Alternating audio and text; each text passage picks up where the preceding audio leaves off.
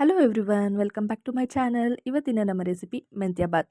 ತುಂಬ easy and ಟೇಸ್ಟಿಯಾಗಿ breakfast ಹಾಗೆ ಲಂಚ್ಗೆ ಎಲ್ಲದಕ್ಕೂ ಪರ್ಫೆಕ್ಟಾಗಿ ಸೂಟ್ ಆಗೋ ರೀತಿ ಹೇಗೆ ಮಾಡ್ಕೊಳ್ಳೋದು ಅಂತ ನಾನಿವತ್ತು ತೋರಿಸ್ಕೊಡ್ತಾ ಇದ್ದೀನಿ.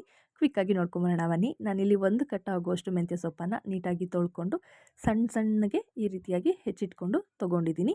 ಹಾಗೆಯೇ ನಾನಿಲ್ಲಿ 2 ಈರುಳ್ಳಿ, ಹಾಗೆ 1 ಗೆಡ್ಡೆ ಆಗೋಷ್ಟು ಬೆಳ್ಳುಳ್ಳಿ, 2 ಇಂಚಷ್ಟು ಶುಂಠಿ, 5ರಿಂದ 6 ಹಸಿಮೆಣಸಿನಕಾಯಿ, 1 ಹಿಡಿ ಕೊತ್ತಂಬರಿ ಸೊಪ್ಪನ್ನು ಕೂಡ ನಾನಿಲ್ಲಿ ತೊಗೊಂಡಿದ್ದೀನಿ. ನಾನಿಲ್ಲಿ ರಾತ್ರಿ ಇಡೀ ನೆನೆಸಿಟ್ಕೊಂಡಿದ್ದಂಥ ಬಟಾಣಿ, ಹಾಗೆಯೇ 1 ದೊಡ್ಡ ಗಾತ್ರದ ಟೊಮೊಟೊನ ಈ ರೀತಿ ಸಣ್ಣಗೆ ಹೆಚ್ಚಿಟ್ಕೊಂಡಿದ್ದೀನಿ.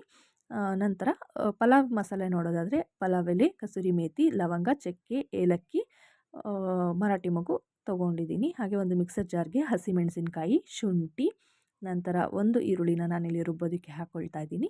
ಮತ್ತೊಂದು ಈರುಳ್ಳಿನ ಒಗ್ಗರಣೆಗೆ ಸೇರಿಸ್ಕೊಳ್ತೀನಿ. ಹಾಗೆ 1 ಹಿಡಿ ಆಗೋಷ್ಟು ಕೊತ್ತಂಬರಿ ಸೊಪ್ಪು, ಹಾಗೆಯೇ 1 ಗೆಡ್ಡೆ ಬೆಳ್ಳುಳ್ಳಿ ಏನು ತೊಗೊಂಡಿದ್ದೆ ಕಂಪ್ಲೀಟಾಗಿ ನಾನು ಅದನ್ನು ಇಲ್ಲಿ ಸೇರಿಸ್ಕೊಳ್ತಾ ಇದ್ದೀನಿ. ಇದಕ್ಕೆ ಸ್ವಲ್ಪನೇ ನೀರನ್ನು ಹಾಕ್ಕೊಂಡು ನಾವು ಇದನ್ನು ಫೈನ್ ಪೇಸ್ಟಾಗಿ ರುಬ್ಕೊಂಬರೋಣ. ಹಾಗೆಯೇ ನಾನಿಲ್ಲಿ ಒಂದು ಕಡೆ ಕುಕ್ಕರ್ನ ಕಾಯಲಿಕ್ಕೆ ಅಂತ ಇಟ್ಕೊಂಡಿದ್ದೆ. ನಾನಿವತ್ತು ಕುಕ್ಕರಲ್ಲಿ ಮಾಡ್ತಾ ಇರೋದು.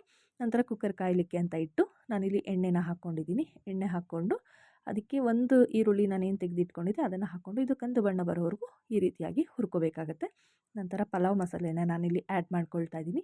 ಇದನ್ನು ಮುಂಚೆನೇ ಹಾಕೋದ್ರಿಂದ ಅದು ಸೀದೋದ್ರೆ ಟೇಸ್ಟ್ ಚೆನ್ನಾಗಿ ಬರೋದಿಲ್ಲ. ಹಾಗಾಗಿ ಈರುಳ್ಳಿ ಹಾಕಿದ ನಂತರನೇ ನಾವು ಪಲಾವ್ ಮಸಾಲೆನ ಹಾಕ್ಕೋಬೇಕಾಗತ್ತೆ. ನಂತರ ನಾನಿಲ್ಲಿ ಟೊಮೆಟೊನ ಸೇರಿಸ್ಕೊಳ್ತಾ ಇದ್ದೀನಿ. ಟೊಮೆಟೊ ಕೂಡ ಅಷ್ಟೇ ಚೆನ್ನಾಗಿ ಸ್ಮ್ಯಾಶ್ ಆಗೋವರೆಗೂ ಇದನ್ನು ನಾವು ಫ್ರೈ ಮಾಡ್ಕೊಬೇಕಾಗತ್ತೆ. ಒಂದು ಕಡೆ ಟೊಮೆಟೊ ಫ್ರೈ ಆಗ್ತಾ ಇರಲಿ, ಇನ್ನು ಒಂದು ಕಡೆ ನಾನಿಲ್ಲಿ ಅಕ್ಕಿನ 10 ನಿಮಿಷಗಳ ಕಾಲ ನೆನೆಸಿಟ್ಕೊಳ್ತಾ ಇದ್ದೀನಿ. ಈ ರೀತಿ ಮಾಡೋದ್ರಿಂದ ಉದುರುದ್ರಾಗಿ ಬರುತ್ತೆ ಅಂತ. ಈ ಕಡೆ ಟೊಮೆಟೊ ಕೂಡ ಚೆನ್ನಾಗಿ ನೋಡಿ ಈ ರೀತಿ ಸ್ಮ್ಯಾಶ್ ಆಗಿತ್ತು. ರುಬ್ಬಿಟ್ಕೊಂಡಿದ್ದಂಥ ಮಸಾಲೆ ಏನಿತ್ತು ಅದನ್ನು ಕೂಡ ನಾನಿಲ್ಲಿ ಸೇರಿಸ್ಕೊಳ್ತಾ ಇದ್ದೀನಿ.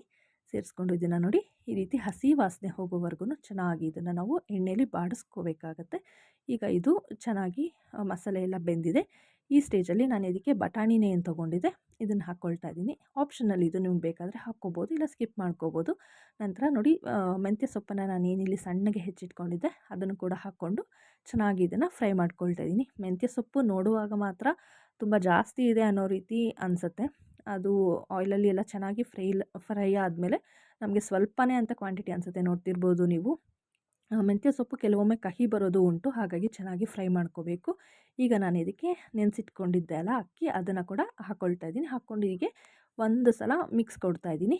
ನಂತರ ಅಕ್ಕಿ ನಾನಿಲ್ಲಿ 2 ಲೋಟದಷ್ಟು ತೊಗೊಂಡಿದ್ದೆ. ಇದಕ್ಕೆ 4 ಲೋಟದಷ್ಟು ನೀರನ್ನು ಸೇರಿಸ್ಕೊಂಡು ಈಗ ಇದಕ್ಕೆ 1.5 ಟೇಬಲ್ ಸ್ಪೂನಷ್ಟು ಉಪ್ಪನ್ನು ಹಾಕ್ಕೊಳ್ತಾ ಇದ್ದೀನಿ. ನಿಮ್ಮ ರುಚಿಗೆ ಅನುಗುಣವಾಗಿ ನೀವು ಉಪ್ಪನ್ನು ಸೇರಿಸ್ಕೋಬೋದು. ನಂತರ ಇದಕ್ಕೆ 3 ವಿಷಲ್ ಮಾಡಿಸಿ ಓಪನ್ ಮಾಡ್ಕೊಂಡಿದ್ದೀನಿ ಲಿಡ್ಡನ್ನು. ನೋಡ್ತಿರ್ಬೋದು ತುಂಬ ಈಸಿ ಆ್ಯಂಡ್ ಟೇಸ್ಟಿಯಾಗಿ ಮೆಂತ್ಯ ಬಾತ್ ಹೇಗೆ ಮಾಡ್ಕೊಬೋದು ಅಂತ ನೋಡ್ಕೊಂಬಂದ್ರಲ್ಲ ನೀವು ಇದೇ ರೀತಿ ಮಾಡ್ತೀರಾ? ನನಗೆ ಕಮೆಂಟಲ್ಲಿ ತಿಳಿಸಿ. ಮೆಂತ್ಯ ಬಾತ್ ನೀವು ಇದನ್ನು ಒಮ್ಮೆ ಟ್ರೈ ಮಾಡಿ ಮನೇಲಿ, ಹೇಗಿತ್ತು ಅಂತ ಹೇಳಿ ನನಗೆ ಕಮೆಂಟಲ್ಲಿ ತಿಳಿಸಿ. ವಿಡಿಯೋ ಇಷ್ಟ ಆಗಿದರೆ ಲೈಕ್ ಮಾಡಿ, ಶೇರ್ ಮಾಡಿ, ಸಬ್ಸ್ಕ್ರೈಬ್ ಮಾಡೋದನ್ನು ಮರಿಬೇಡಿ. ವಿಡಿಯೋ ನೋಡಿದ್ದಕ್ಕಾಗಿ ಧನ್ಯವಾದಗಳು.